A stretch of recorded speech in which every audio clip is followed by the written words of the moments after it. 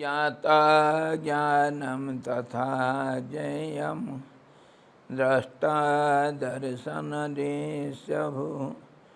कर्ता हेतुः क्रिया यस्मात् तस्मै ज्ञप्त्यात्मने नमः। स्फुरन्ति सीकरा यस्मात् आनन्दस्यांबरे वनौ सर्वेषां जीवनं तस्मै ब्रह्मानन्दात्मने नमः। ब्रह्मानन्दात्मने नमः।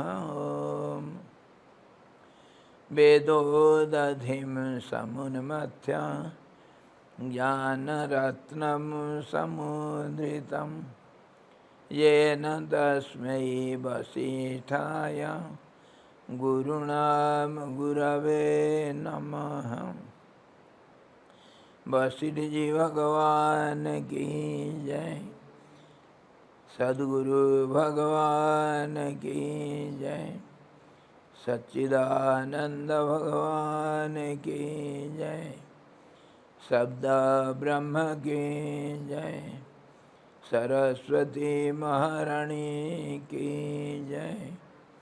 योग वशिष्ठ जी भगवान की जय।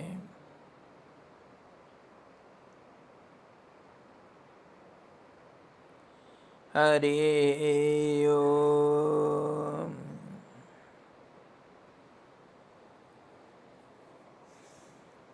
हम योग वशिष्ठ का निर्वाण प्रकरण उत्तरार्ध 39वां अध्याय का आलोचना कर रहे हैं, जिसमें कल हम देखे थे कि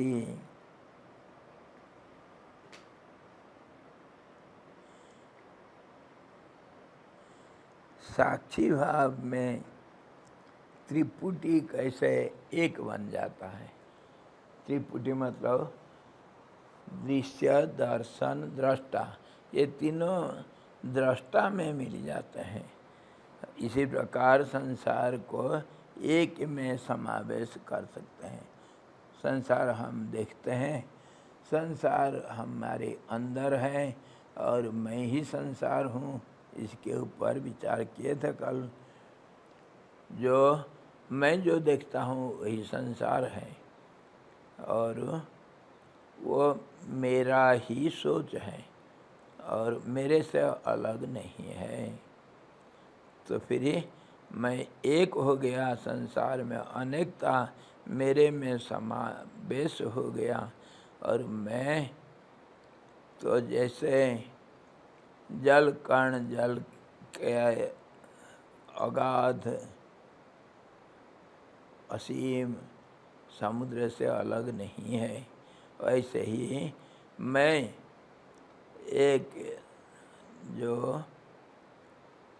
एक अंशभूत जीवात्मा के रूप में, जीव के रूप में, एक व्यक्ति के रूप में अंशभूत परमात्मा से अलग नहीं हूँ। मैं अंशभूत परमात्मा पूर्ण रूप से अलग नहीं हूँ। मैं पूर्ण रूप हूँ। इसी प्रकार सारा संसार को अपने में दृष्टा बन करके त्रिपुटी को एक में समावेश करना चाहिए। यही विचार का शैली, विचार इसी प्रकार करना है। इसको हम देख लिए थे। भगवान वशिष्ठ जी बोले थे राम जी को, साक्षी स्वभाव से अतिरिक्त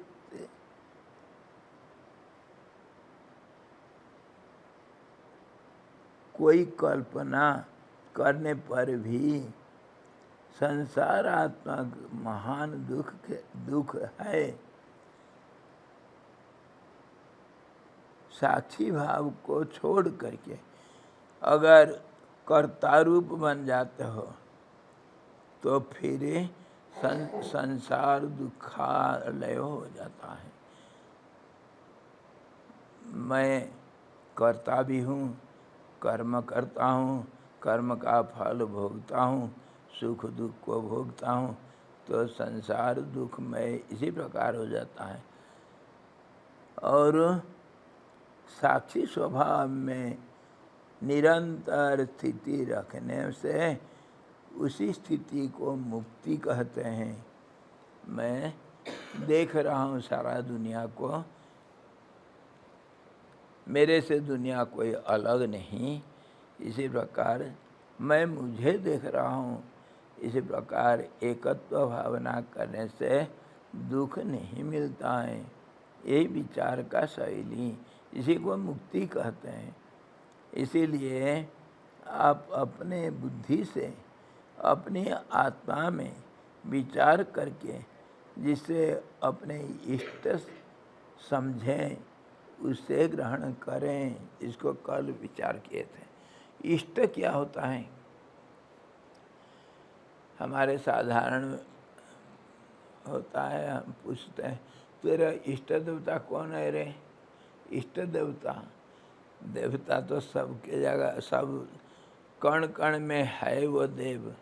एको देवो सर्वभूतेषु गूढ़ः। सब में जैसे एक जो संख्या एक, जैसे सारे संख्या में छिपा हुआ है, ऐसे ही एक परमात्मा सबके अंदर। कोई भी जीव, किसी प्रकार का सजीव निर्जीव कोई भी वस्तु, सबके अंदर वो एक का अस्तित्व है। इस प्रकार अनेक होता हुआ भी, एक होता हुआ भी, हम अनेकता में किसी में विशेष रुचि होता है। अनेकता में जो हम संसार के रूप में व्यवहार करते हैं, अनेकता में व्यवहार करते हैं, तो उसमें कोई एक इष्ट होता है, सबका इष्ट होता है। इष्ट मतलब जिसमें मन ज़्यादा लगता है, रुचि का अनुसार। रुचि सबका अलग अलग, ये रुचि बनता है कैसे, उसको भी देखते हैं अभी। परंतु रुचि सबका अलग अलग होगा। अलग अलग क्यों होता है उसका भी कारण अभी देखेंगे। रुचि अलग अलग होने से अलग अलग वस्तु के प्रति अपना लगाव होता है। जहाँ जिस वस्तु के ऊपर लगाव होता है रुचि के अनुसार, उसी को इष्ट कहते हैं। इष्ट, और इष्ट मतलब पाने वाला चीज को इष्ट बोलते हैं। जिसमें इच्छा प्रबल होता है उसको इष्ट कहते हैं। जिसके साथ ज़्यादा संबंध है, जिसके साथ ज़्यादा संलग्नता है, संबंध है, उसी को इष्ट कहते हैं। और उसको हमेशा पास में रखना हम चाहेंगे, जिसको चाहते हैं हम। तो इसी प्रकार इष्ट अलग अलग हो जाता है, क्योंकि हमारी रुचि अलग अलग होती है। रुचि कैसा पैदा होती है? एक वस्तु का जो संबंध बनता है क्षण भर के लिए, इंद्रियों का वस्तु के साथ, इंद्रिय का विषय के साथ जो संबंध बनता है पल भर के लिए, वो उसका जानकारी हमारे जो चित्त में, जो बीज भंडार चित्त में जो उसका जानकारी को हम इकट्ठा करते हैं, वो जानकारियाँ जब ज़्यादा हो जाता है, अनेक बार एक वस्तु के साथ संबंध जोड़ने से वो दृढ़भूत होता है, वही रुचि रूप बन जाता है। उसी वस्तु के बारे में हम चाहते हैं हमेशा, उसको बार बार अपने पास रखना, बार बार संबंध जोड़ना हमारा रुचि हो जाता है, मतलब इच्छा पैदा होती है उसमें। तो उसी को कहते हैं रुचि। और ये रुचि बारंबारता के कारण होती है। और ये बारंबारता जैसे इंद्रियों का, मन का, बुद्धि का, ये सब का इकट्ठा हो करके जो संबंध स्थापना होता है, वो संबंध को हम बार बार दोहराते हैं तो रुचि पैदा होती है। और ये रुचि अलग अलग इसीलिए होता है कि हमारे जो विषयों के साथ संबंध अलग अलग है। मैं जिसको जिस प्रकार देखता हूँ, दूसरे उसी प्रकार उसी को हमेशा देखना, ये कोई निश्चित तो है ही नहीं। बाजार में जा रहे हैं, मेरा नज़र पड़ गया मिठाई के दुकान में, तो वो रुचि कैसा पैदा होती है। मेरी इच्छा हो गई, थोड़ा सफ़ेद सफ़ेद दिखता है, कांच के अलमारी के अंदर रखा हुआ रसगुल्ले, तो मेरे को रुचि पैदा हुई, इच्छा पैदा हुई कि मैं रसगुल्ला खाऊं। ये रसगुल्ला खाने की जो इच्छा प्रकट हुई बारंबार होने से उसको रुचि कहते हैं, आदत को कह सकते हैं हम। तो ये कैसा होती है पैदा कि कभी चित्त जो बीज भंडार जिसमें सब जानकारियाँ और जो स्मृतियाँ इकट्ठा होकर के रखा गया है, उसका संबंध अगर देश काल परिस्थिति के अनुसार पुनः हो गया तो फिर वो बारंबारता के कारण उसमें रुचि पैदा हो जाता है। संबंध से तो होता है, ये संबंध देश काल परिस्थिति के अनुसार होता है, इसीलिए सबका रुचि अलग अलग है। और हमारे बड़े पंडित भक्त भगवान शिव जी के गंधर्वराज पुष्पदंत कहते हैं, रुचि नाम वैचित्र्यात् ऋजु कुटिल नाना पथजुषाम नृणाम एको गच्छन्ति। जैसे समुद्र का जल कहीं से भी आए, जल कण कहीं पहाड़ से, कहीं नदी से, नहरों से, कहीं झरना से, किसी रूप से भी जैसे आखिर जा कर के समुद्र में मिल जाते हैं सारे जल, ऐसे ही हे भगवान रुचि के अनुसार अलग अलग देवताओं को उपासना करते हुए भी सब आप ही परमात्मा का उपासना करते हैं। जैसे सारे जल समुद्र में मिल जाते हैं, एक बन जाते हैं, सबका नमस्कार आपको ही मिलता है, क्योंकि आप ही सबका आधारभूत है। जैसे समुद्र सारे जल का आधार है। सर्वदेव नमस्कारम केशवम प्रतिगच्छति। केशव जलसाई भगवान विष्णु, जितने जिसको जिस देवता को पेड़ लता पत्थर किसी को भी आप नमस्कार करो, नमस्कार आखिर सबका आधारभूत हुए परमात्मा भगवान के सबको मिल जाता है।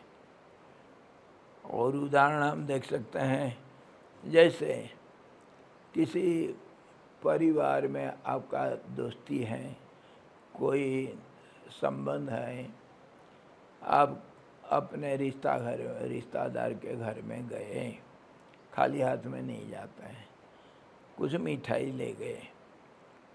मिठाई ले करके जिसको भी आप देंगे परिवार में, वो सबको, सारा परिवार को मिलता है। और ख़ास करके अगर किसी बच्चे को दिया, वो परिवार को ही तो मिला। और अगर आप परिवार के मालिक को सीधा दे देते हैं तो फिर वो सब में मट जाता है। वो खुश है तो सब परिवार खुश है। लेकिन एक बच्चा खुश होने से सारा परिवार खुश नहीं होता है। परिवार का मालिक खुश हो गया तो परिवार सारा खुश हो जाते हैं। किस लिए कि वो अकेला नहीं है, वो सारा समष्टि रूप परिवार है। वो सबको दे करके वो भोग करता है, समष्टि रूप है। घर का मालिक समष्टि रूप है, गांव का मालिक प्रधान जो होता है वो समष्टि गांव का मालिक है। इसी प्रकार जिसी किसी को भी हम उपासना करें, पूजा करें, वो पूजा परमात्मा को मिल जाता है। और नहीं तो परमात्मा को अगर नमस्कार किया गया, पूजा किया गया, तो सारे संसार को मिल गया वो करके मानना पड़ता है।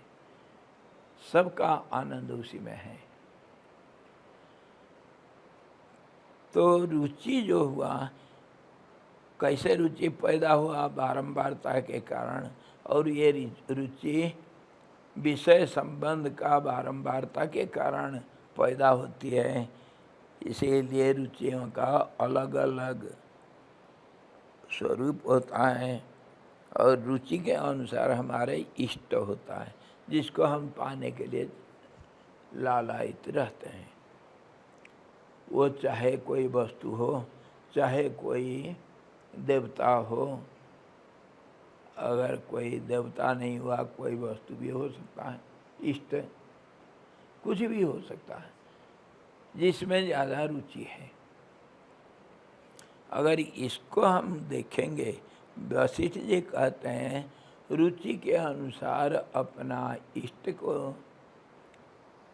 तुम छांटो और उसी में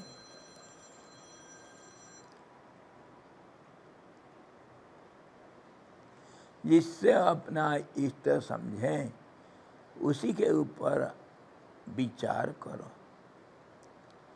इष्टों को पहले ग्रहण करो। ये मेरे इष्ट है, मेरे चाहता है, मैं इसी को चाहता हूँ। और इसके ऊपर विचार करने से तो आखिर हम उसको, जैसे पानी को अगर हम केमिकली अलग अलग करेंगे, पानी एक मिश्रण का नाम है, तो उसको अलग अलग करेंगे, जैसे हाइड्रोजन और ऑक्सीजन अलग, उदजान और अम्लजान, ये दोनों जैसे अलग अलग हो जाते हैं, ऐसे ही वो किसी भी वस्तु को हम जब अलग अलग करते हैं, उसका विश्लेषण करते हैं, तो आखिर तो परमात्मा ही निकलता है। और वो परमात्मा कैसे है? वो परमात्मा सबके अंदर छिपा हुआ है, इसीलिए परमात्मा आखिर निकलता है।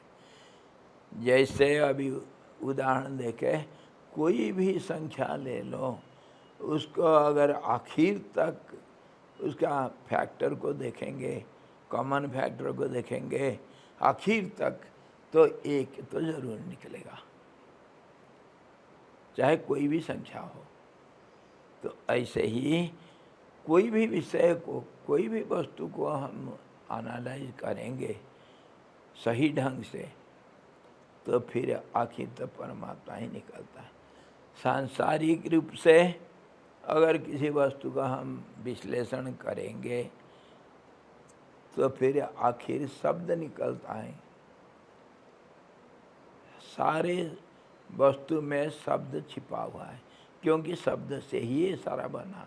शब्द मतलब एक तरंग है, एक स्पंदन है। उस स्पंदन का ही परिणाम को हम वस्तु कहते हैं। और वो जो स्पंदन हुआ, वो स्पंदन स्थिरता से ही हुआ, इसीलिए परमात्मा शब्द के रूप में सबके अंदर छिपा हुआ है।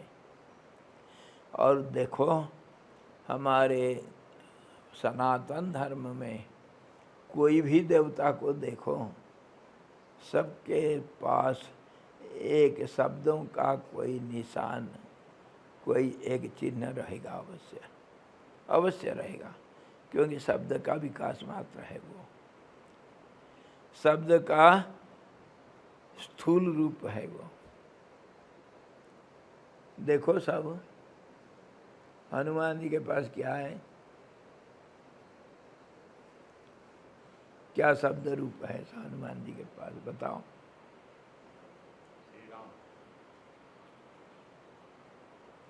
राम है, सुनाई पड़ता है, गदा भी शब्द का रूप है। गदा है और उनका हमेशा जो मन ही मन वो जब करते रहते हैं वो तो है ही शब्द रूप है। इसी प्रकार और गणेश जी के पास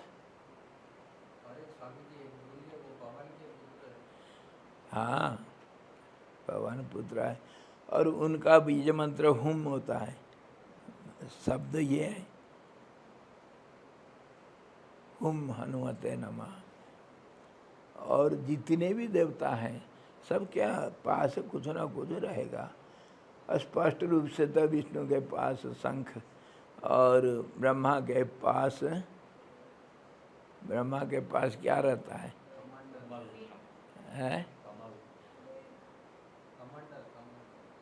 कमंडल। कमंडल में तो पानी रहता है। वेद शब्द रूप है। और शंकर भगवान के पास डमरू रहेगा। और गणेश जी के पास क्या रहेगा भाई? है वो शब्द का एक हाँ होता है। हाँ पास। इनके पास गदा भी कह सकते हैं। सबके पास कुछ ना कुछ रहेगा। और शक्ति जो है जितने भी शक्ति हैं, किसी के पास घंटी, किसी के पास घंटा, किसी के पास कुछ ना कुछ रहता है। नहीं तो आखिरी शब्द करके ही उनका स्वरूप को पता चलता है। बीज मंत्र रहेगा कुछ ना कुछ। इसी प्रकार शब्द आखिर मिलता है और शब्द कुछ नहीं है, सिर्फ एक ऊर्जा का नाम है, स्पंदन का नाम। वो स्पंदन भी जो स्थिरता का नाम है। इसलिए परमात्मा सबके अंदर होने से कहीं भी आप उपासना करो, किसी का भी पूजा पाठ ध्यान कुछ भी करो तो वो परमात्मा को मिलता है। अब इष्ट जो ढूंढना है, कैसे ढूंढना है इष्ट? वो कहते हैं इष्ट को पहले बुद्धि से आत्मा में विचार करके अपने आप विचार करो, अपना इष्ट कौन है, अपना इष्ट समझें, उसे ग्रहण करें। ग्रहण कैसा करते हैं? उसमें मन लगाना, उसी का संबंध बारंबार करते रहना, संबंध जोड़ते रहना, वही तो ग्रहण करना। मैं इसको ग्रहण किया मतलब क्या इसको जब चाहे तब काम में लूँ, यही तो हुआ। जब चाहे इसके साथ संबंध जोड़ सकता हूँ मैं, निर्बाध, कोई बाधा नहीं पड़ेगा उसमें। तो इसी प्रकार इष्ट को ढूंढना है। तो अब बताओ, इष्ट नहीं है तो हम ध्यान नहीं कर सकते हैं। जैसे हमारा सब कहते हैं ध्यान करो ध्यान करो, ध्यान कैसे करना चाहिए उसी को संक्षेप में वो एक इशारा दिए भगवान वशिष्ठ जी राम जी को कि कैसा इष्ट को छांटना है, विचार करके अपना इष्ट कौन है बताओ। और इष्ट में मन लगाना ही ध्यान का प्रक्रिया है। उसमें संबंध जोड़ते रहो, अखंड संबंध रखो। अखंड संबंध रखेंगे निरंतर तो उसी रूप में बदल जाओगे। हमारे जो उपासना कांड है, जो पूजा पाठ भक्ति भाव सब भक्ति शास्त्र हैं, उसमें यही कहा गया जिसका तुम चिंतन करोगे उसी रूप बन जाओगे। उसका उदाहरण भ्रमर कीट न्याय देते हैं। भौरा अपना वंश वृद्धि कैसे करता है? भौरा जो काले काले होते हैं, फूलों में मंडराते हैं, गूं गूं करते रहते हैं, भौरा ब्लैक बी। तो क्या करता है? अपना वंश वृद्धि कैसा करता है? सबका वंश वृद्धि होता है, तो वो कैसे वंश वृद्धि करता है उसको बहुत उसके ऊपर गवेषणा करके देखा गया। वो कहीं अंडा नहीं देता है, बच्चा पैदा नहीं करता है। दो ही किस्म तो होता है जीवों में, वंश वृद्धि का दो किस्म होता है, एक जरायुज एक अंडज। और जो उद्भिज होता है वो बीज से होता है, और स्वेदज जो है वो गंदगी से पैदा हो जाते हैं, जैसे खटमल इत्यादि। और उद्भिज तो बीज से होता है, पेड़ लता इत्यादि। स्वेदज जो खटमल इत्यादि हुए, और उसके अलावा अंडज चिड़िया हो गए, और जरायुज हो गए मनुष्य इत्यादि। तो भौरा इस किसी के अंदर नहीं है ना ये अंडज है, ना उद्भिज है, ना स्वेदज है, ना कोई जरायुज है। ये चार प्रकार के जीवों के अंदर भौरा नहीं है। वो कैसा वंश वृद्धि करता है? वही हमारा भ्रमर कीट न्याय है। ऐसा देखा गया, भौरा कहीं एक छेद के अंदर रहता है, कोई बील के अंदर रहता है। वो पेड़ों में जैसे दूसरे कीड़े पतंगे रहते हैं ऐसा नहीं रहता है, कहीं भी एक छेद बना करके, बील बना करके उसके अंदर रहता है। और फूलों में पत्तों में घूमते रहता है। और फूलों में आप देखते हैं वो जो तितली और दूसरे जो तितली जातीय जो जीव होते हैं वो अंडे दे जाते हैं। अंडों से फिर अंडे फूट करके लार्वा पैदा होते हैं, छोटे छोटे जीव पैदा हो जाता है अंडों से। और वो जीव बढ़ते रहते हैं, उसको कैटरपिलर बोलते हैं। थोड़ा बड़ा बन जाता है, बड़ा बन करके फिर उसका जब मैच्योरिटी आ जाता है, पूर्णांग हो जाता है वो, तब अपने लाल से फिर अपने चारों तरफ एक कोशिका को तैयार करता है। और उसी को हम जैसे रेशम के कीड़ा करते हैं, वैसे ही इन लोगों का सबका जिंदगी होता है। उसके अंदर वो बंद हो जाते हैं, बंद हो करके कायाकल्प करते हैं, खाना पीना कुछ नहीं। कुछ दिन के बाद फिर उनका शरीर बदल जाता है, और उस समय वो कोशिका जो चारों तरफ अपना बना लिया था, घर बना लिया था, उसको काट करके उससे तितली बन करके उड़ जाता है। वह जो कीड़ा था वो तितली बन जाता है। कीड़े के अवस्था में उसको, क्योंकि उसका ये परिवर्तन और जो कायाकल्प का तरीका उसको मालूम है और होता है। जो एक कीड़ा था वो तितली बन जाता है। इसी प्रकार जोगी ऋषि लोगों का भी कायाकल्प होता है। और आजकल तो आयुर्वेद में भी कायाकल्प करने का बहुत कुछ तरीका बताते हैं। एक किस्म का भोजन करना कुछ दिन, उसके बाद दूसरे किस्म, कितने किस्म का सब तरीका बताते हैं। तो ये कायाकल्प करना इस कीड़े के लिए संभव है। इसीलिए जो भौरा होता है वो कीड़े को पकड़ के ले आता है, ले आ करके अपने बिल में रख करके उसको अपना जो क्या कहते हैं उसको, जिसमें डंक से डसता रहता है, उसको काटता रहता है। तो वो छटपटा करके भौरा का रूप को देखता रहता है। तो देख करके जब वो प्राण त्याग कर देता है तो वही भौरा बन जाता है। ऐसा उसको विश्लेषण गवेषणा करके सबने पाया इसलिए कहा गया भ्रमर कीट न्याय।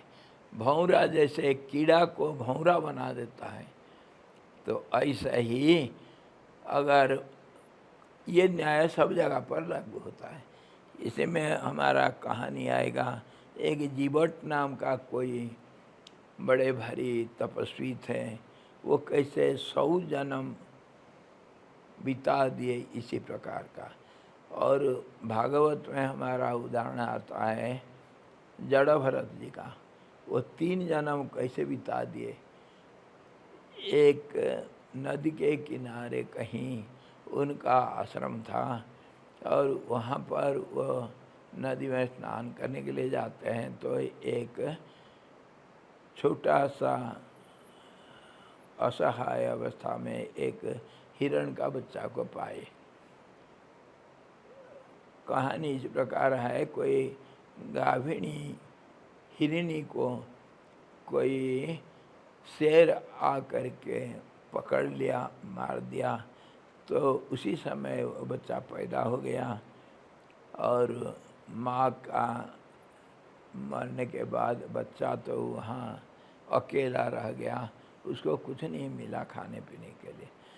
तो महात्मा जी जब स्नान करने के लिए जा रहे थे, देखे असहाय अवस्था में एक छोटा सा बच्चा, उसको ला करके बड़े लालन पालन किए, बचा दिए।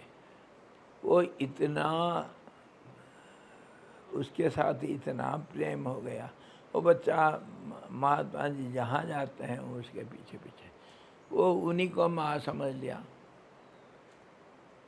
तो आखिर जब महात्मा जी शरीर छोड़ते हैं, तो उनके मन में वही बच्चा रह जाता है। बच्चा बेचारा क्या करेगा, तो दूसरे जन्म में वो हिरण बन जाते हैं। हिरण बन करके जंगल में घूमते घूमते कोई एक शेर उसको पकड़ के मार डालता है। तो मरते वक्त जो बड़े एकाग्र चित्त से शेर को देखते रहते हैं डर के मारे, अगले जन्म में वो शेर बन जाते हैं। शेर को कोई राजा मारता है, तो वो एक छोटा सा राज परिवार में राजकुमार के रूप में पैदा होता है। लेकिन वो इतना तपस्या किए थे, तप बल से उनको जाति स्मरता प्राप्त हुआ था। पहले जन्म की कहानियाँ सब उनको याद रहा। तो वो जब राज परिवार में पैदा हुए, तो उनको सारी चीज़ याद आया, मनुष्य बने। तो वो निष्कर्ष ये निकाले कि अति प्यार से फंदे में फंस जाते हैं, इसीलिए किसी के साथ कोई संबंध नहीं रखे। पैदा होते ही थोड़ा सा जब होश आया उनको, तो घर द्वार छोड़ के सारे पूर्व जन्म की कहानी सब याद करके घर द्वार छोड़ के किसी से कोई बात नहीं करते हैं, किसी के साथ कोई संबंध नहीं रखते हैं, परिवार छोड़ के निकल गए अनपढ़ जैसे, लेकिन महाज्ञानी थे वो। तो उनका नाम जड़ भरत नाम दिया। उनका नाम तो भरत था, और जड़ के माफी गूंगा बहरा पागल के माफी वो घूमते रहे। और उसके साथ वो इतने ज्ञानी है करके पता तभी चला। रहुगण नाम उसी राज्य का जो राजा था, वो कभी कहीं पालकी में बैठ के जा रहा था, तो उसका एक ढोने वाला जो पालकी ढोने वाला जो नौकर था, उसका कुछ कांटा चुभ गया, कुछ हो गया, वो पालकी ढोने में असमर्थ हुआ।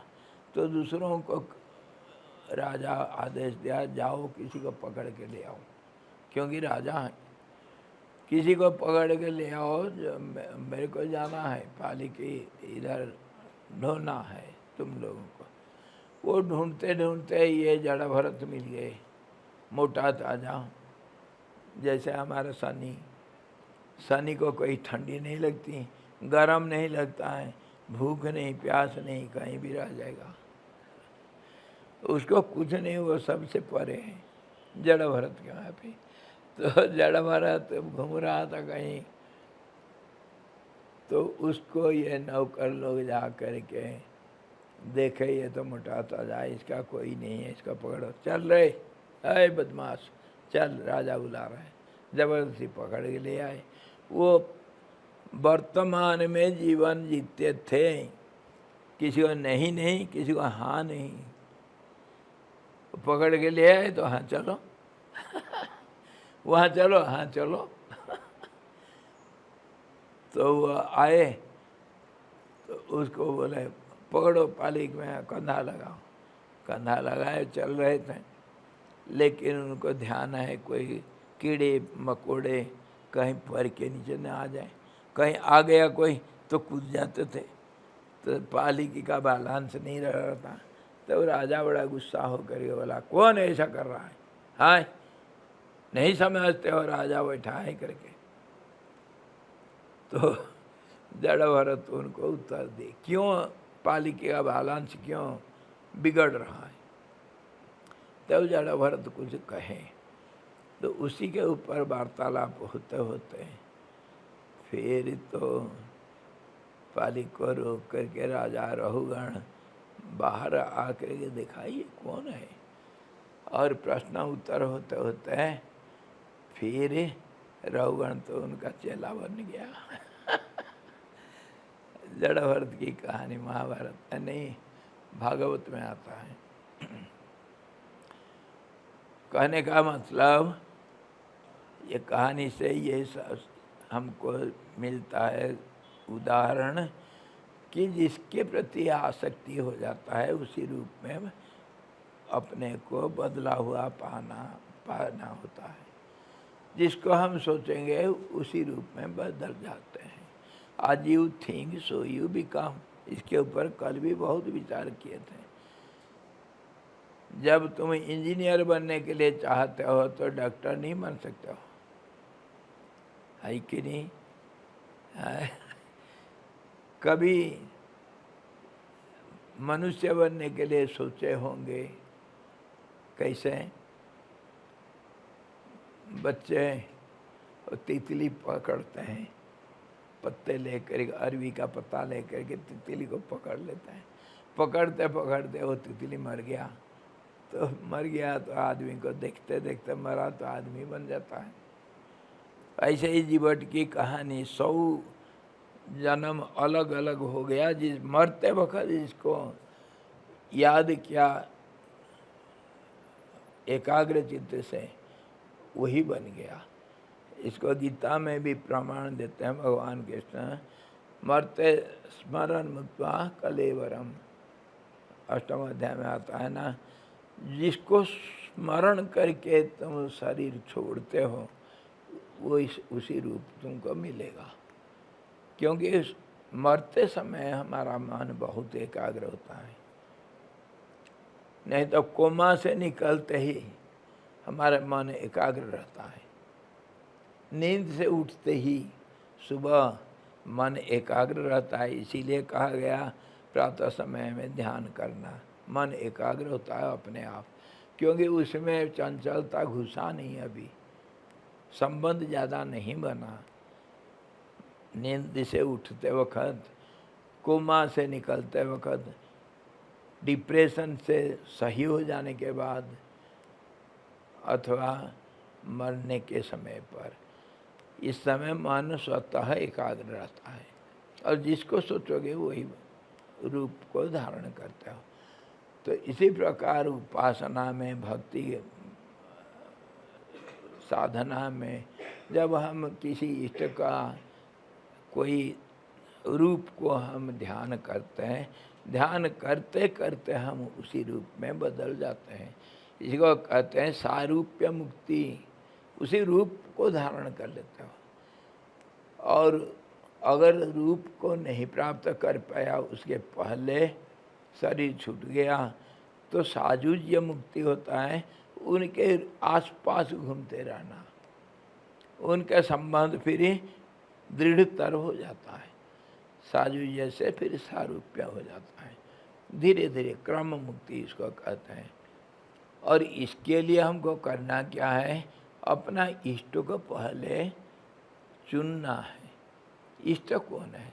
देखो अपने मन को टटोलो, वो कहे विचार करो, बुद्धि से अपने मन को देखो और विचार करो कि मुझे ज़्यादा पसंदीदा कौन है।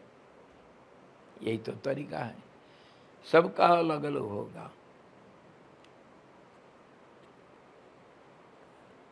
इतना तक होता है, जो कृष्ण के उपासक उसमें आपस में झगड़ते हैं, कहते हैं मैं तो बाल मुकुंद का उपासक हूँ, मैं बंशीधारी का नहीं हूँ, तुम्हारे बंशीधारी कृष्ण का प्रसाद मैं नहीं लूँगा। हाँ जी। कोई कहता है मैं तो देवकी नंदन कृष्ण का भक्त हूँ, तुम यशोदानंदन कृष्ण का भक्त हो, तुम्हारे प्रसाद मैं नहीं लूँगा। बताओ। कोई तो कहता है चक्रधारी कृष्ण का मैं भक्त हूँ। हाँ जी, बांसुरी वाले का नहीं। कोई कहा है रासेश्वर कृष्ण का मैं भक्त हूँ। कितने अलग अलग रूप का उपासना करते हैं, जहाँ मन लगा अपना। इसी प्रकार अपने मन को टटोलो, विचार करो बुद्धि से किस में ज़्यादा रुचि आपका है, तो वह तुम्हारा इष्ट हुआ। कोई खास नहीं कि कोई देवता होना चाहिए। कितने लोग भूत प्रेतों का भी उपासना करते हैं। तो सवाल इधर उठेगा, हम सनातनी धर्म वाले, हमारा तो कोई देवा देवी है, कितने मालूम? 33 करोड़ देवता हैं। जहाँ जाओ वहीं एक देवता निकल पड़ता है, पत्ते पलटा तो एक देवता निकलेगा। लेकिन हम अलग अलग देवा देवियों को पूजा करते हैं। सब ग्राम देवता अलग अलग होते हैं, इष्ट देवता भी अलग अलग होते हैं। हम इसी रूप से हमको मुक्ति मिल जाएगी। ये मुसलमानों का क्या होगा? तुम अगर एक फार्मूला डिक्लेयर कर दिया, एक ही फार्मूला है, जिसको सोचोगे वही बनोगे, यही तो फार्मूला है। ये तो सबके लिए लागू होगा या तुम्हारे लिए अकेले? सबके लिए भाई, यूनिवर्सल लॉ है ये। तो मुसलमानों को क्या होगा भाई?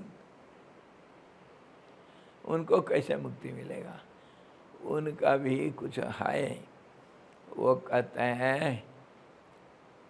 और ईसाई लोगों का और दूसरे धर्म में सब अलग अलग दृष्टिकोण से, अलग अलग रूप से उनको मुक्ति मिलता, सबको मुक्ति मिलेगी। इसको विशेष विचार कभी करेंगे। मुसलमानों का क्या होगा, ईसाइयों का क्या होगा, बौद्धों का क्या होता है, जैनों का क्या होता है, और कितने धर्म है, कोई ठिकाना नहीं है। नहीं, ऐसा कोई हो ही नहीं सकता है।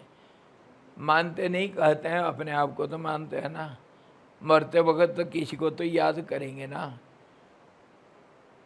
ऐसा तो नहीं हो सकता। मन तो है ना उसका मानने के लिए। मानता नहीं, जो कहता है वो खुद को तो मानता है। मैं मानता नहीं, तो कहाँ जाओगे? पकड़े गए। कैसे नहीं मानोगे? तुम अपने आप को तो मानते हो ना। मैं नहीं मानता हूँ मुझे भी, ऐसा कोई कह सकता है? तो नहीं मानेंगे कैसे?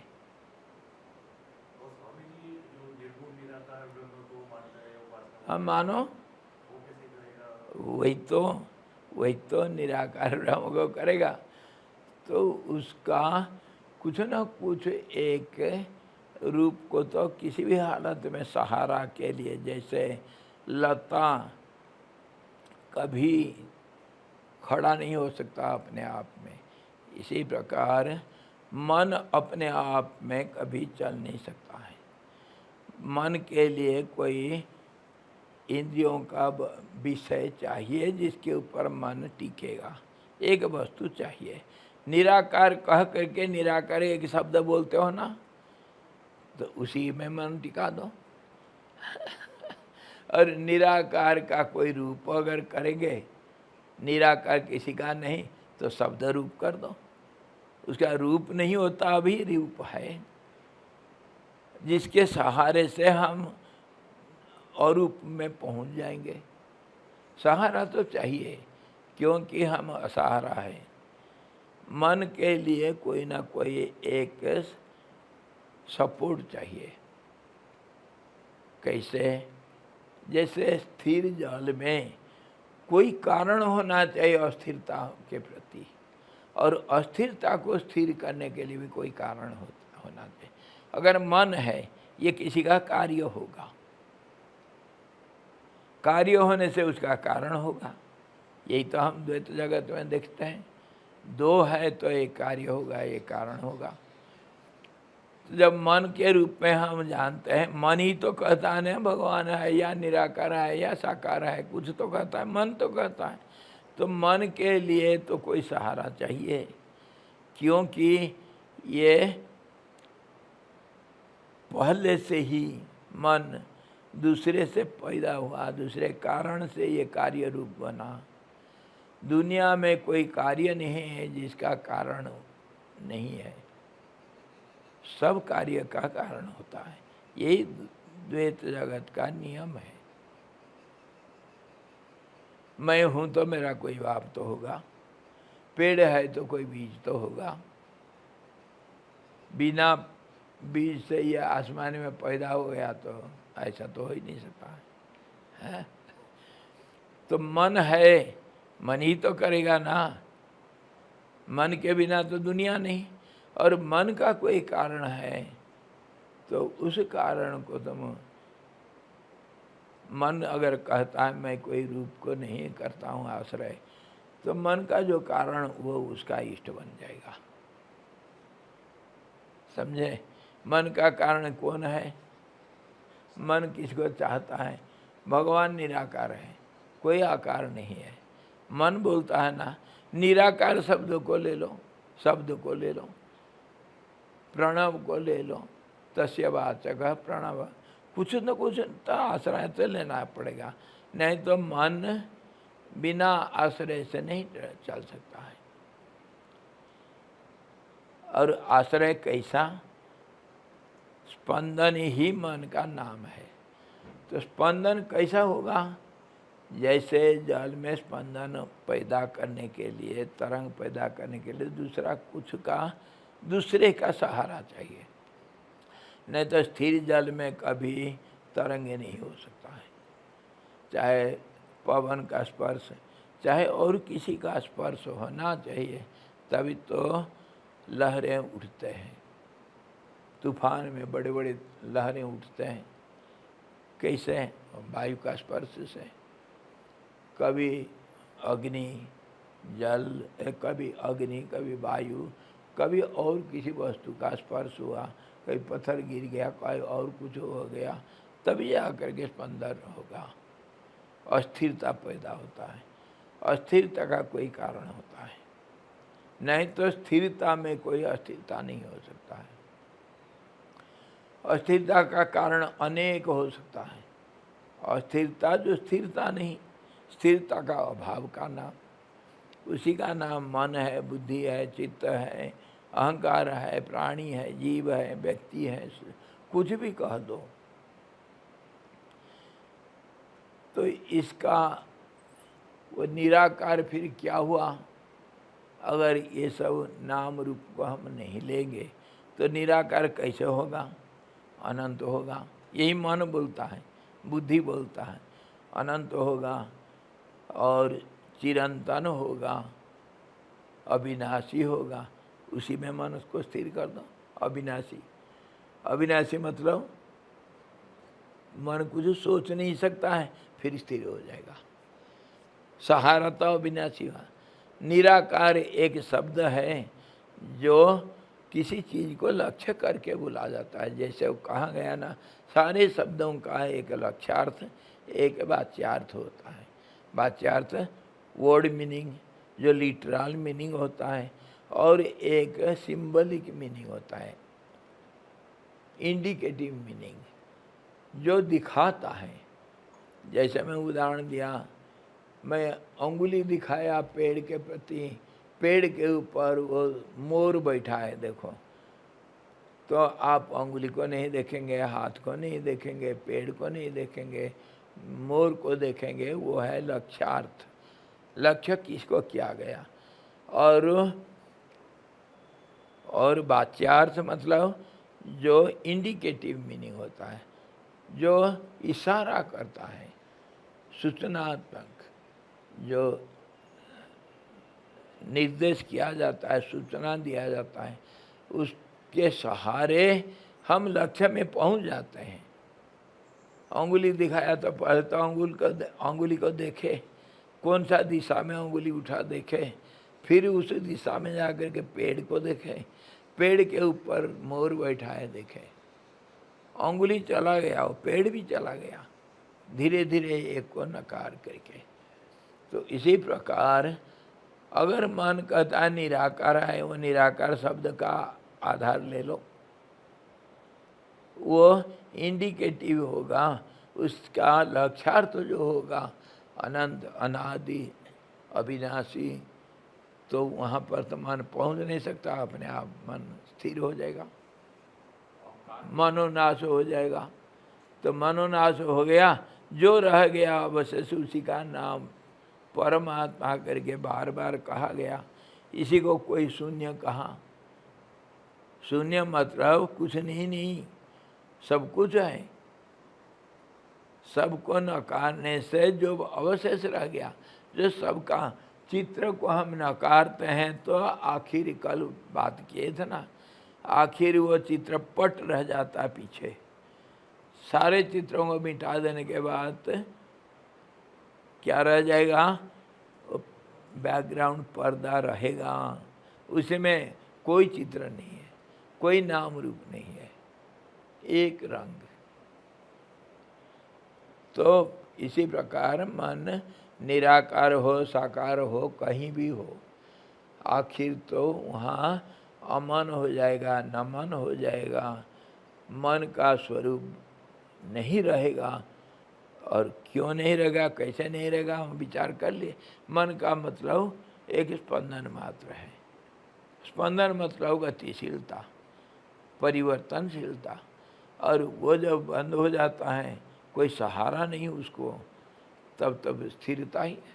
स्थिरता का कोई नाम नहीं, रूप नहीं। अगर आकार लिया तब उसको तरंग कहते हैं, बुदबुद कहते हैं, लहर कहते हैं, उसी का नाम आवर्त कहते हैं, धारा कहते हैं, नदी कहते हैं। जल जब रूप लेता है, क्या जल निराकार है या साकार है? समझदार के लिए ना निराकार कोई है, ना कोई साकार है। समझे, अगर नहीं समझा तो ठीक है, लहर को देखो, देखते देखते लहर बन जाओगे तो फिर आखिर तो जल बनना ही। लहर कितना दिन टिकता है, कितने समय तक रहेगा? आखिर जो है उसमें सब लीन हो जाएंगे। लेकिन रास्ता अलग अलग होता है, इसीलिए कहा गया कि अपना इष्ट को चुनो, रुचि के अनुसार अपना इष्ट को चुनना। इनडायरेक्टली ये कह रहे हैं कि अपना रास्ता छांटो, अपने रास्ता ढूंढो। पहाड़ के चोटी में पहुंचने के बाद एवरेस्ट, उसके ऊपर और नहीं कुछ, लेकिन चढ़ने के लिए बहुत सारे रास्ता हैं। कोई तिब्बत से, कोई इंडिया से, कोई नेपाल से, कोई कहीं से चढ़ते हैं। पहुंचेंगे तो आखिर एक ही जगह पर ना। तो छांटो अपने अपने रास्ता, कहाँ बेस कैंप लगाओगे, कहाँ और दूसरे कैंप लगाएंगे, कहाँ खाना पीना रखोगे, हैं? छांटो अपना। पर रास्ता बदलोगे तो कभी चोटी में नहीं पहुंच सकते हो। इसीलिए कहा गया इष्ट को चुनो। इष्ट कोई देवता हो ना, कोई खास नहीं, जो कुछ भी हो सकता है, जिसमें रुचि है। रुचि मतलब लगन, लगाव जिसमें है, आसक्ति जिसमें है, बारंबारता जिसके कारण है, उसमें मन को लगा देना आसान होता है। तो अब ढूंढो किसको क्या पसंद है। जिले सांसारिक को कुछ भी होगा। कल यही तो विचार किए थे, मुर्दा मुर्दा करने से परमात्मा मिल गया है। टट्टी टट्टी कहो, पर टट्टी कहने से पेशाब नहीं बोलना। सावधान।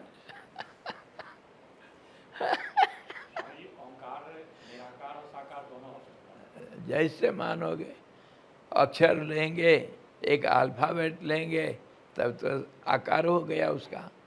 और शब्द लेंगे, शब्द एक तरंग होगा, और आकार नहीं हो सकता है, पर तरंग तो होगा।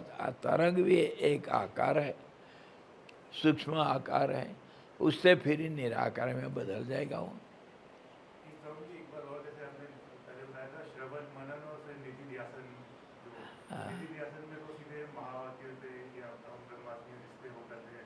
कुछ भी करो, एक चीज को पकड़ना है, बस इतना ही है।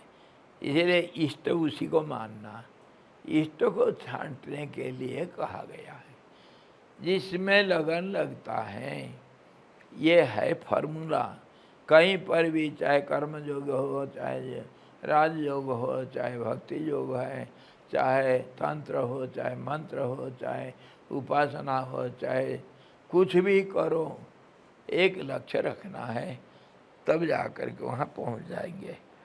कुछ भी लक्ष्य रख लो, उसके बाद तुमको तो पहुँचना वहीं। कुछ भी लक्ष्य रखो, आखिर सबका लक्ष्य एक हो जाता है। कोई भी रास्ता पकड़ लो, पहाड़ के पाददेश से पहुँचोगे, आखिर चलते रहोगे तो आखिर चोटी में पहुँचोगे। इसमें कोई शंका नहीं करना। कितने उदाहरण दिए, जैसे आकाश से गिरता हुआ जल कण समुद्र में पहुँचता है, वैसे ही सबका नमस्कार, सबका उपासना, आखिर तो परमात्मा तक पहुँचना ही है। इसी फॉर्मूला के अनुसार हम विचार करेंगे कभी मौका आने से। अलग अलग धर्मों का उपासना करने वाले, उनका क्या स्थिति होगा, आखिर तो जाएंगे एक ही जगह पर। तुम किसी को भी मान लो, किसी को भी मान लो, उसमें निष्ठा है तो जल्दी हो जाएगा, निष्ठा नहीं तो भटकते भटकते कभी ना कभी तो पहुंचोगे, आज नहीं तो कल से ही। धीरज रहेगा तो जल्दी पहुंच जाओगे, विश्वास है तो जल्दी पहुंच जाओगे, विश्वास नहीं तो विशाल बन जाओगे। है कि नहीं?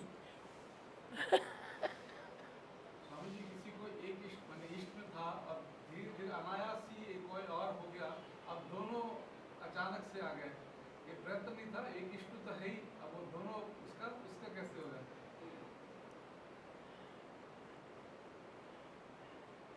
बिना प्रयास से दो रास्ता भटक गए, यही कहना है। रास्ता में चल रहे थे, एक रास्ता में चल रहे थे, दूसरा रास्ता आकर मिल गया, या बाइफरकेट हो गया, क्या हो गया बताओ? दोनों प्रयाग बन गया, या दोनों ट्रिब्यूटरी, क्या कहते हैं उसको, शाखा नदी बन गए, क्या हो गया बताओ? क्या बोलना चाहते हैं? दोनों मिले या अलग हो गए? दोनों में कोई सवाल नहीं होता है। मिल गए तो ठीक है, अलग हो गए तो कोई एक तो पकड़ना है, दोनों में तो चल ही नहीं सकते हैं। हाँ, ये सवाल हो सकता है, एक में थोड़ा गए, फिर उधर से आकर गए, फिर दूसरे में चलें, ऐसा अगर करेंगे तो कभी नहीं पहुंच सकता है। लक्ष्य में कभी नहीं पहुंच सकता है। चलते रहो। ऐसा हुआ था एक बार, मेरे साथ हुआ था। हमारे कोई कर्नाटक में कोई एक स्वामी जी थे, उनके पास हम हमेशा जाया करते थे। राम स्वरूप जी, मैं, प्रणवान स्वामी जी और सब जाते थे। वो उनका गायत्री गुरु जी थे, सब महात्मा लोगों को निमंत्रण दे करके अपना वार्षिक उत्सव में सबको बुलाते थे।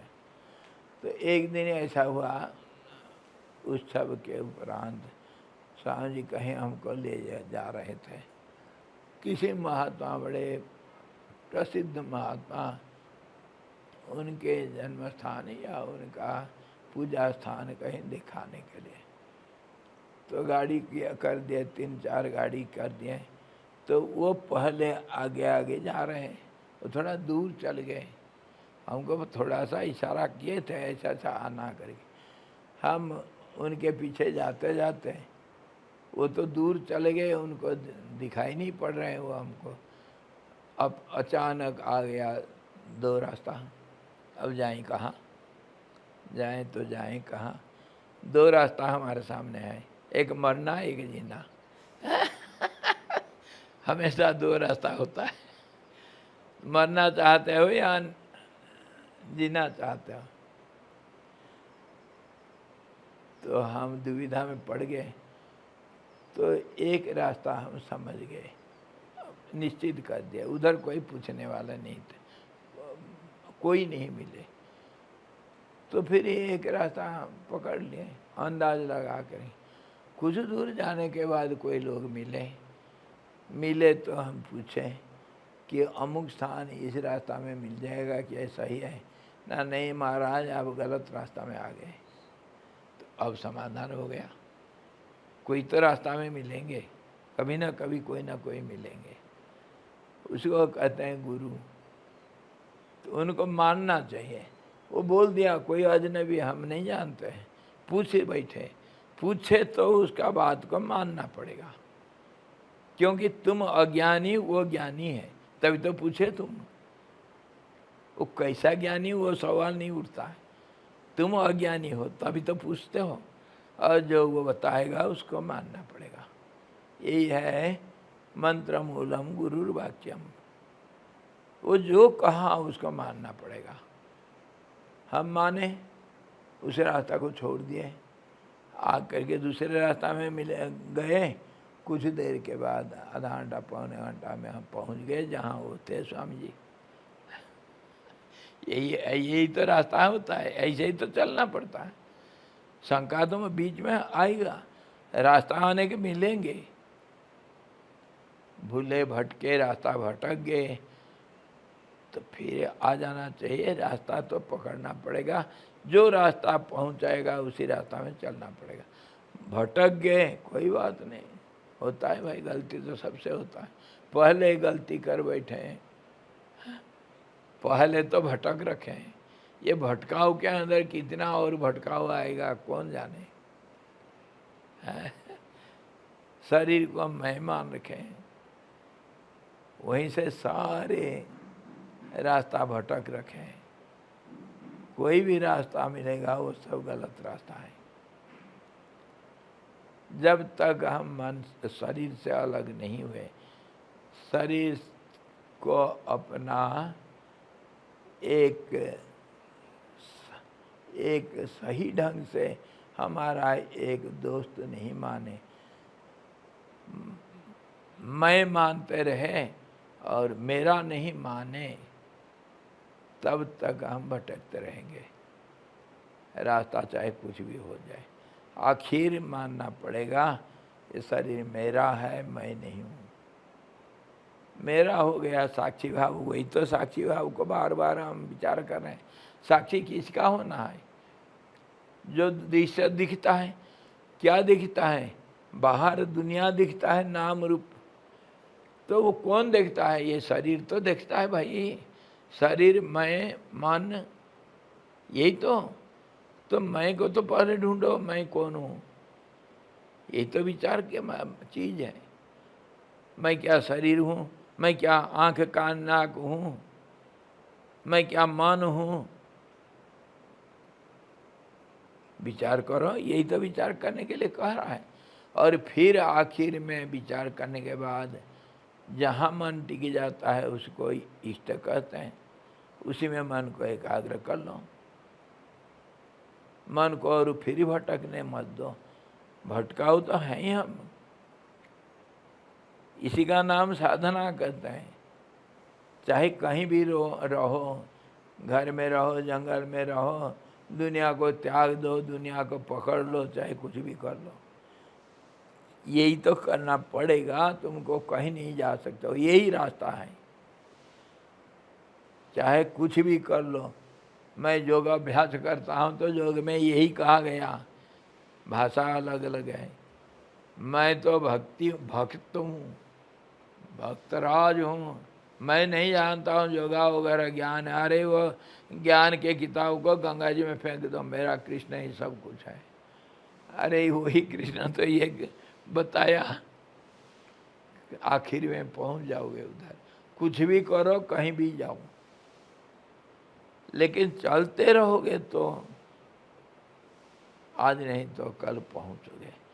रुक जाओगे तो फिर कहीं नहीं पहुँच सकते।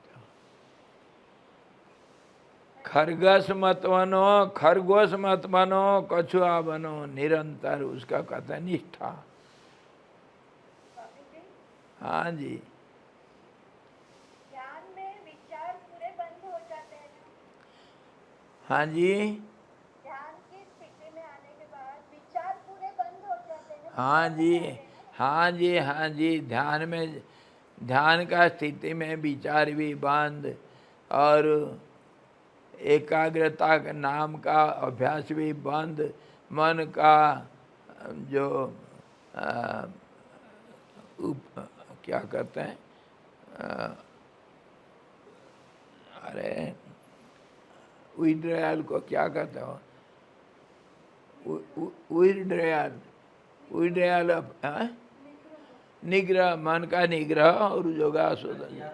प्रत्याहार कहो, मन का निग्रह कहो, यम नियम कहो या भक्ति कहो, भाषा अलग अलग करना तो एक ही चीज़ है, मन को लगाना है।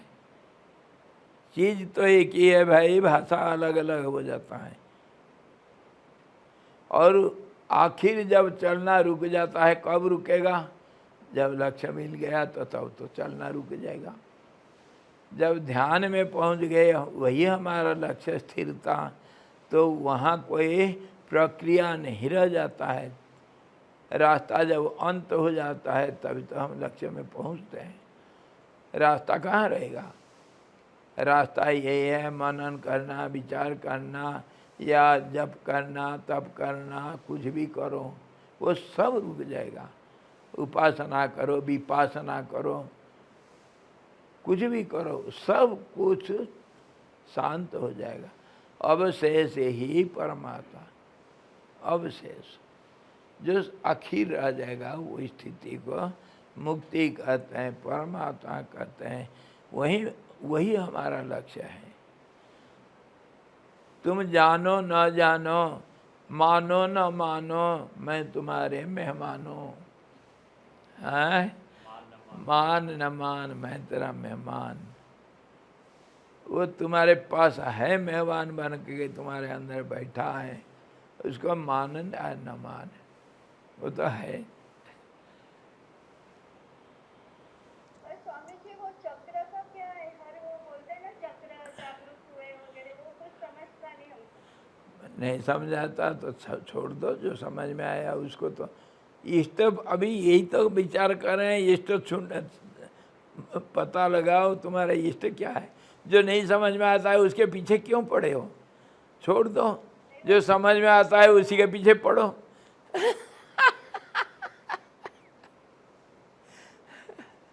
जो समझ में नहीं आता है उसके पीछे क्यों पड़ा? तो बेकार का समय बर्बाद करना है। वो चक्र समझ में नहीं आता है, कुचंद्रम समझ में आ गया। उसके पीछे क्यों नहीं पड़ रहे हो? वो गंड भैरव समझ में आ गया है? तो फिर उसके पीछे क्यों नहीं पड़ते हो? अरे समझ में नहीं आता तो छोड़ दो, बेकार दिमाग पाची मत करो। जो समझ में आता है उसी को समझो। टाइम बर्बाद होता है यार, समझने के लिए कुछ नहीं है।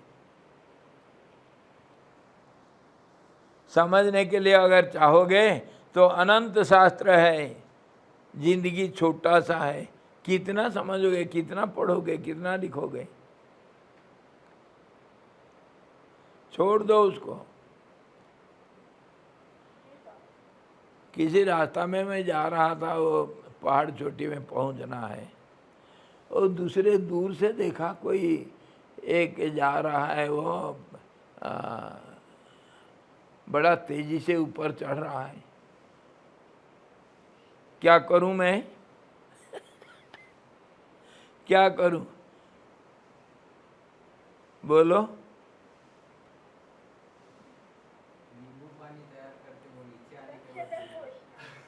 हैं? लक्ष्य तक पहुंचना वही एक ध्येय होना।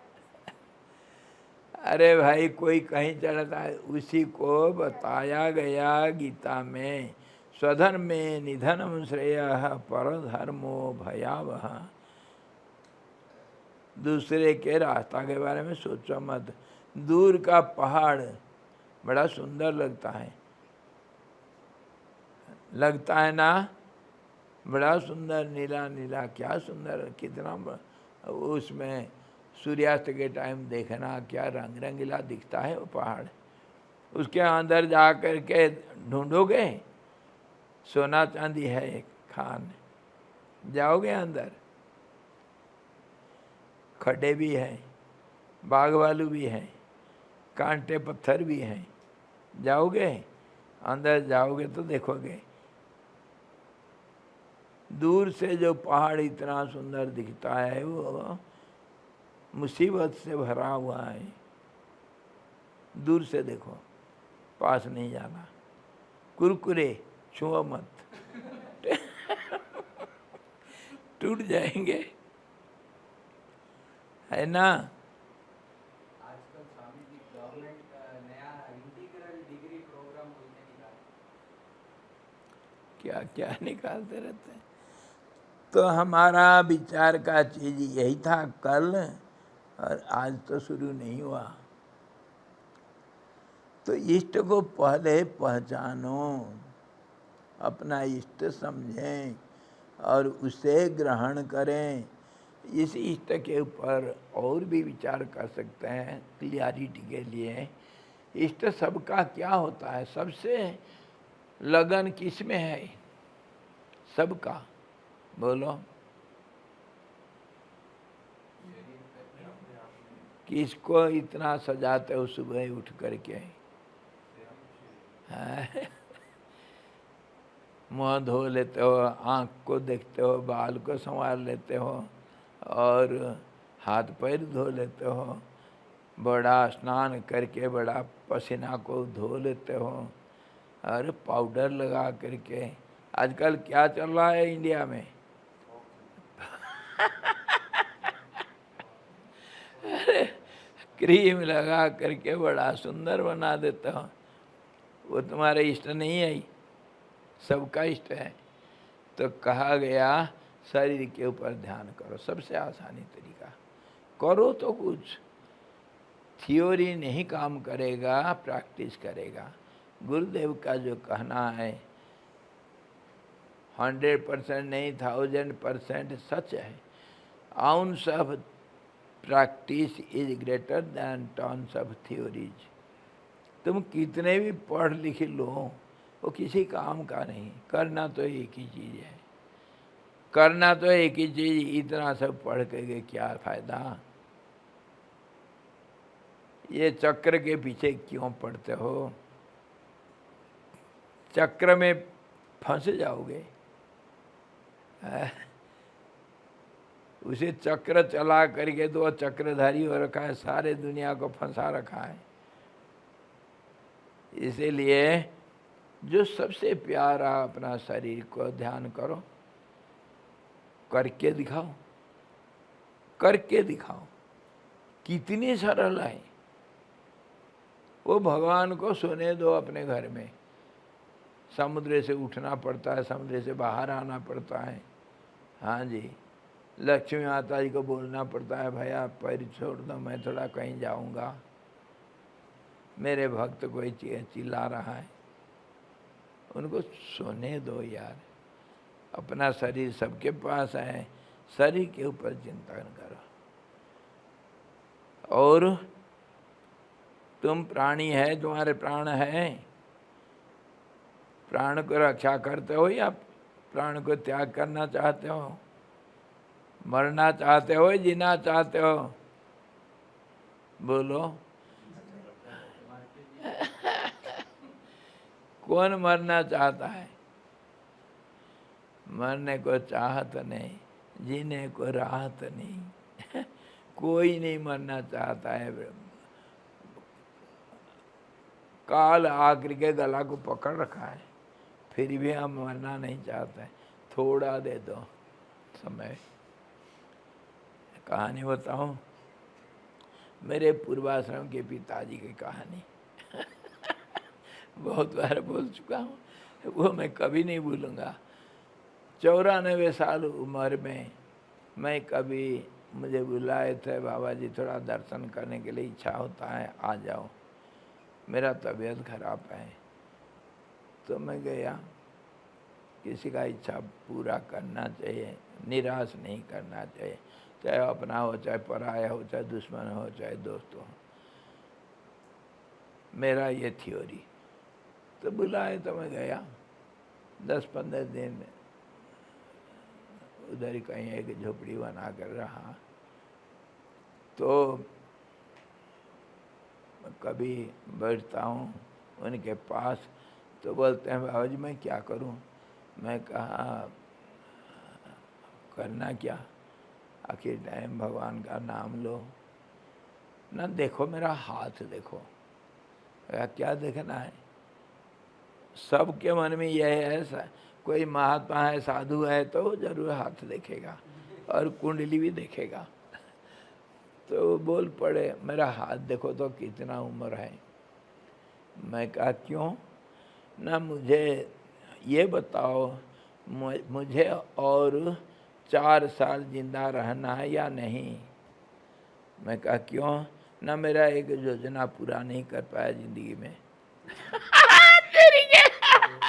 94 साल उम्र में कह रहे हैं मेरा एक योजना अधूरा रह गया, मैं उसको पूरा नहीं कर पाया। मेरे को इतना हंसी आया, पर बुढ़े के सामने क्या हंसना। मैं बोला पिताजी आप क्या पागल हो गए? मैं समझाया उनको। 94 साल उम्र में अगर वो नहीं पूरा कर पाए, 4 साल में उम्र, 4 साल में पूरा कर लो, ये गारंटी है? मैं तुमको 4 मिनट नहीं दे रहा हूँ, 4 घंटा भी नहीं दूंगा। तुम्हारा हाथ कहता है अब भी जाने वाले हैं, बोलो क्या करोगे? सचमुच में ऐसे ही बोला। मेरे को हंसी आई। इस उम्र में चाहते हैं और 4 साल खेती बाड़ी, कहीं कुछ प्लानिंग है, कहीं वो करेंगे, सो करेंगे।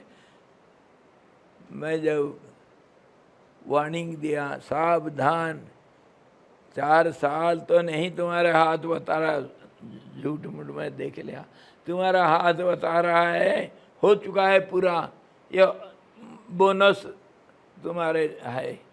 आज जो जिंदा है ये बोनस के कारण। बहुत कुछ धर्म कर्म क्या होगा, तुम्हारे उम्र खत्म हो चुका है ना, तो फिर क्या करूं? मैं कहा भगवान का नाम लो। ठीक है, ठीक है करके मैं बोलूँगा अभी बैठो, माला लो हाथ में। हाँ ठीक है बाबा जी, तेरा बात मानूंगा। बढ़ जाते हैं। फिर मैं कहीं गांव में और कहीं कहीं सब बुलाते रहते हैं। गया 2-3 घंटा कहीं घूम करके आया। पिताजी क्या कर रहे हो? अरे बाबा भूल गया मैं। फिर 2-4 घंटा के बाद, हाँ जी माला, अरे भूल गया बाबा जी। ऐसा करते करते फिर मैं तो आ गया था। उसके बाद 15 दिन के अंदर शरीर छोड़ दिए। पर अच्छा छोड़े। सुबह मम्मी को बुलाए, मेरे को तो स्नान करवा दो, और स्नान करवा दिया। बैठ गए, बैठे बैठे जब करते करते शरीर छोड़ दिए। मुझे जाना है, पहले मेरे लिए सब रखो, ये करना, जाने के बाद इसको ये देना, उसको वो देना, और उसको ऐसा चंदन लकड़ी लाओ, उधर दहा करना मेरा शरीर को, ऐसा करना। वो सारे बता करके मुझे अभी टाइम हो गया, मैं जाऊंगा। तो उस दिन सुबह बैठ कर के छोड़ दिया शरीर। मतलब कहने का कि कितने संसार में हमारा आसक्ति है। मरने को कौन चाहता है? कोई चाहता है मरूं? 94 साल उम्र में 4 साल और एक्सटेंशन एक्सटेंशन रिन्यूअल कर दो मेरा एप्लीकेशन।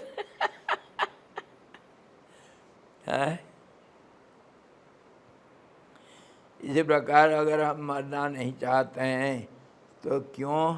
हमारा प्राण प्यारा है। प्राण को देखो, सबसे प्यारा प्राण है। शरीर जितना प्यारा, प्राण भी उतना ही प्यारा है। प्राण को देखो, इसी को कहते हैं विपासना। सबसे आसानी तरीका, नासाग्र दृष्टि अगर रखोगे, कोई बात नहीं, कहा गया है करो, और सांस को देखते रहो। करके दिखाओ कितने जल्दी तुम्हारा ध्यान लगता है, फिर बाद में मेरे को बताना। करो तो कुछ करो। और जो प्रश्न खाली सुनी सुनाई बातों के ऊपर हम पूछते हैं, वो प्रश्न का उत्तर भी हमारा ऐसे ही जाता है हवा में।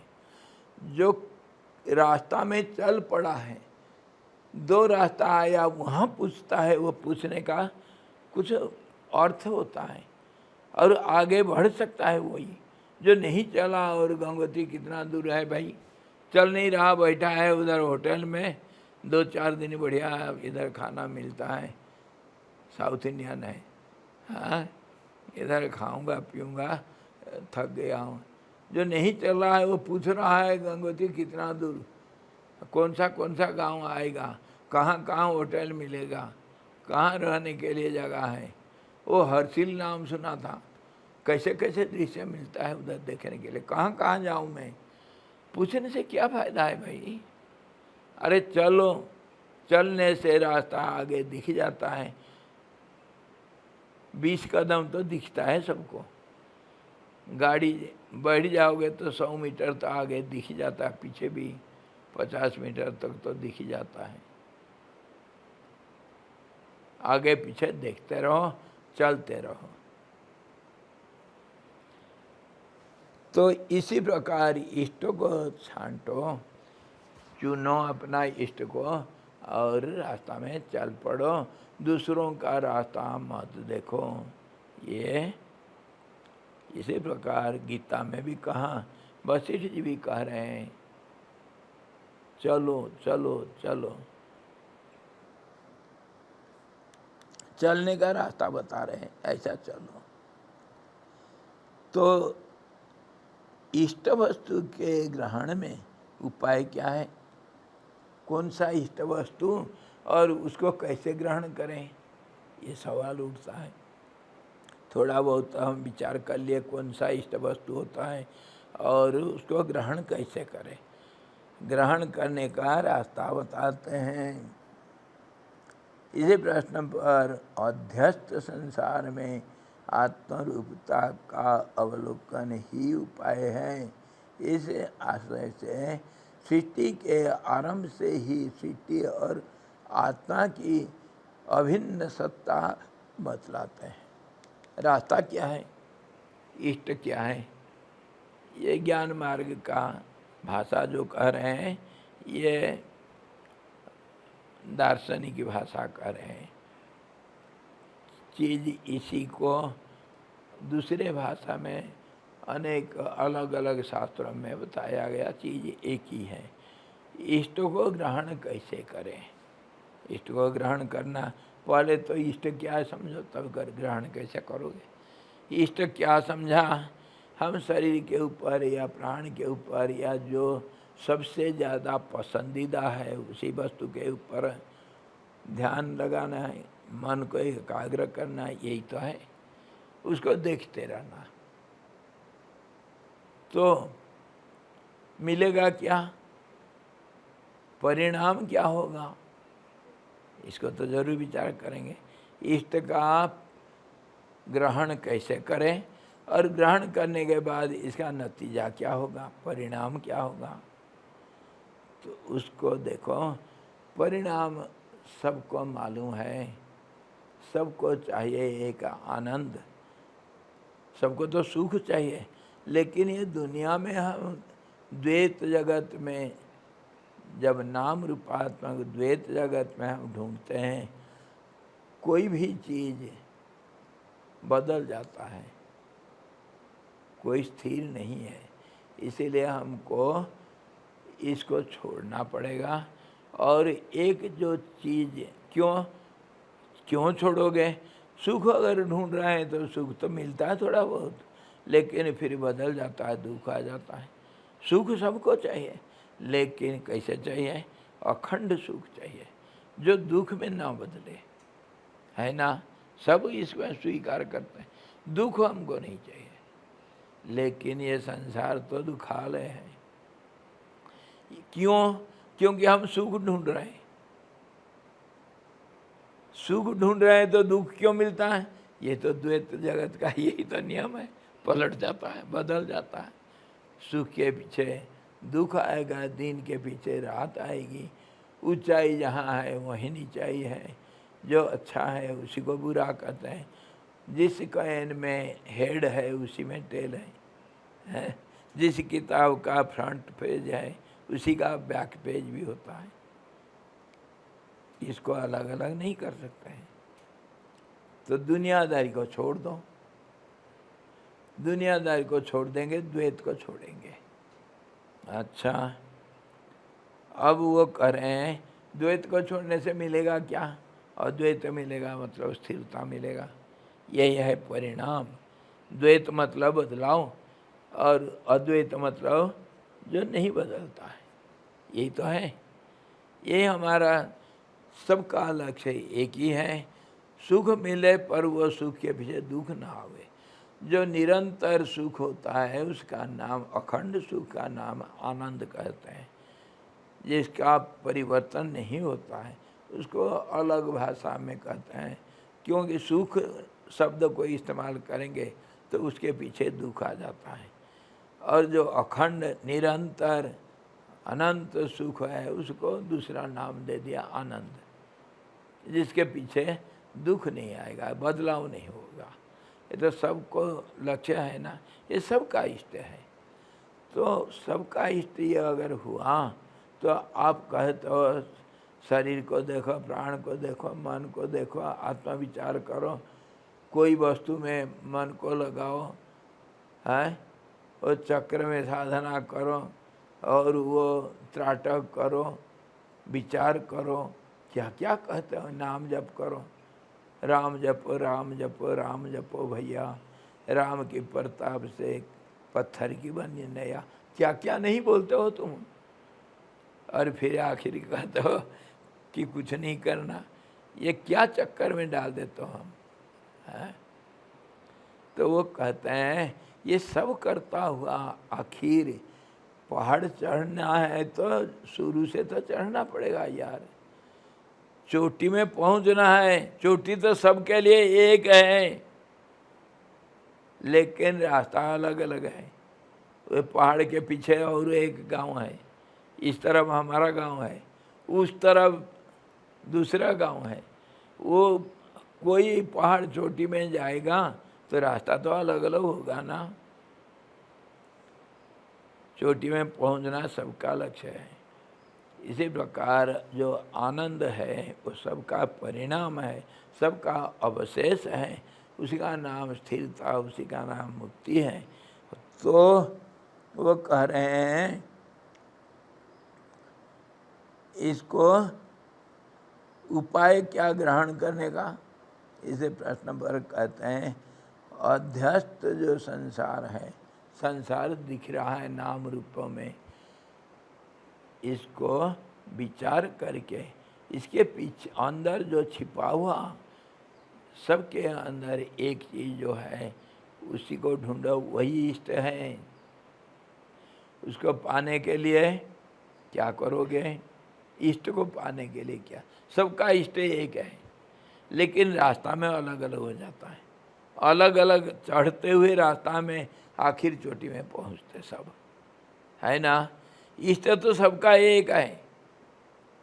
विचार करने से, विचार के पहले इष्ट अलग अलग है ना? जब विचार करेंगे तब तो हाँ कहाँ जा रहे हो, कहाँ जाना चाहते हो, हाँ चोटी में पहुंचना है, लेकिन रास्ता अलग अलग है। इसीलिए तेरा रास्ता कौन सा है? मैं तो खूब पहाड़ चढ़ा हूँ, मैं तो सीधा चढ़ूँगा। कोई कहता है नहीं भाई मेरा नहीं, मैं कहीं गिर जाऊँगा, कहीं कुछ हो जाएगा, मैं तो घूम घूम करके जाऊँगा, लगने 2-10 दिन, कोई बात नहीं। कोई कहता है मेरे पास तो मोटरसाइकिल है भाई, छोटा सा रास्ता हो, घूम घूम कर पहुँच जाऊँगा। कोई कहता है मेरे पास कार है, मैं तो बड़ा लंबा चौड़ा रास्ता देखूँगा, जाऊँगा, जैसे भी होगा। जैसे जिसका ये इष्ट कैसा है, ये रास्ता में अलग अलग इष्ट हैं, परंतु सबका एक इष्ट कहाँ? चोटी में पहुँचना। आनंद, परमानंद, अखंडानंद सबका इष्ट है, और उसमें पहुँचने के पहले रास्ता अलग होने से इष्ट भी अलग हो जाता है। तो वो विचार करने से हमको पता चलता है कि हमारा इष्ट कौन है। विचार करो, और कैसे विचार करोगे उसका भी रास्ता बता देता है। देखो संसार तो हमारा है ही, जिसमें नाम है और रूप है, दो तो है ही। तो इसको विचार करो। नाम रूप आया तो आया कहीं से, कहाँ से?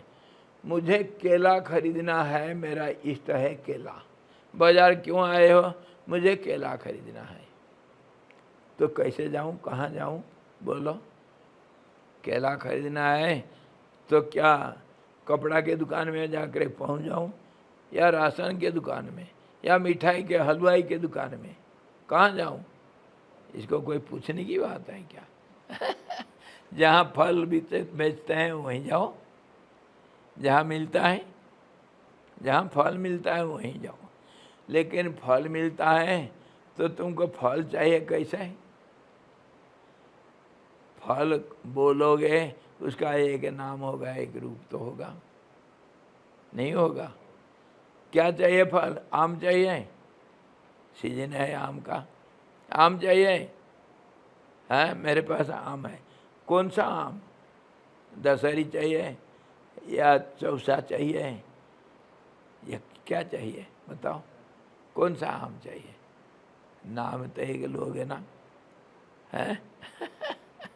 एक नाम तो लेना पड़ेगा भाई, और उसका रूप को भी याद करोगे। दशहरी कैसे होता है, चौसा कैसे होता है, अल्फांसो कैसे होता है, और वो क्या वो लेगड़ा कैसे होता है, और अभी क्या मिलता था उधर पहले रत्नगिरी का कैसे होता है, कितनी किस्म के आम है, कोई ठिकाना है? कौन सा आम चाहिए? नाम ले लो और उसका रूप को ध्यान कर लो। करोगे ना? जब नाम लेते हो तो रूप तो सामने आता है। अच्छा, तो मेरे को दशहरी चाहिए भाई, आजकल वही मिलता है, अभी बढ़िया मीठा मिलने लग गया। दशहरी चाहिए, लो। कितना किलो? हाँ 5 किलो दे दो। अच्छा, क्या भाव है? भाव करो नाम रूप के साथ, है ना? नाम रूप के साथ बार्गेनिंग करो। कितना लेना, कब लेना, कैसे लेना, पका हुआ लेना, कच्चा लेना, कितना दिन रखोगे, हैं? ये सारे चीज़ बार्गेनिंग कर दो। इसको कहते हैं व्यवहार। दुनिया में नाम रूपों के साथ ये व्यवहार है। अच्छा, तो लिया क्या? आम लिया ना, क्या करोगे? आम को करोगे क्या? उसका आनंद लेंगे, है ना। आनंद ही हमारा लक्ष्य है, उसको भोग करेंगे तभी तो आनंद लेंगे, उसके साथ एक बनना है। क्या करोगे? आम को कैसे चखोगे? कैसे बोलो? उसका गुठली खाओगे? उसका छिलका खाओगे? क्या करोगे? उसका रस खाओगे। रस खाने के लिए छिलका गुठली सब अलग करना पड़ेगा, फेंक दो। इसी को कहते हैं विचार। नाम रूपों को अलग कर दो और रस को लो, इसको कहते हैं विचार। वो रस जो है, रसो वैसा कहा गया, वो परमात्मा रस रूपी आनंद, अखंड आनंद है। रस को पी लोगे, है आम रस पियोगे, क्या मजा आता है? सोडिस में करेंगे? बोलो, आत्मा जी के सोडिस में आम रस तो लाओ भाई, सीजन है। नहीं तो एक एक आम सबको दे दो, पर छिलका नहीं खाना, गुठली नहीं खाना। ये वार्निंग है। हाँ, रस को लेना, इसका नाम विचार। दुनिया में किसी चीज को इष्ट मान लो, परंतु थोड़ा देर के लिए तो इष्ट मानता है, दिखता है, पर आखिर तो रस लेना है। चाहे आम ले लो, चाहे अनार ले लो, चाहे वो पाइनएप्पल ले लो, और क्या लोगे? चाहे मौसमी ले लो, कुछ भी ले लो, पीना तो रस है ना। नाम रूपों को त्याग दो, यही है इष्ट का ग्रहण करना। इसका मतलब हुआ इष्ट को ग्रहण करो। इष्ट है हमारा रस है, और जिसको त्याग करना उसको नेति नेति कहो, ये मुझे नहीं चाहिए, ये मुझे नहीं चाहिए, इसको फेंको, इसको फेंको, इसको फेंको,